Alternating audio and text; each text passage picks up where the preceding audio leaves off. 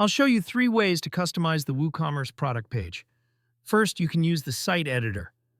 If you're using a block theme, go to Appearance, then Editor, and open Templates. From there, select the single product template. You can customize the layout using blocks, change colors, and typography, and add new elements like banners or search bars. These changes apply to all product pages.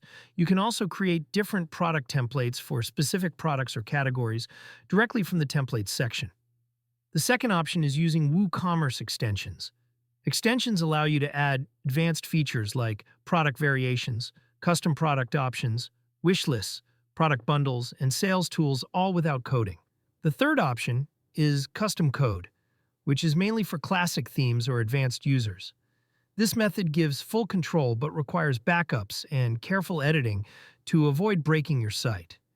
And that's how you can customize WooCommerce product pages, from beginner-friendly tools to advanced customization options.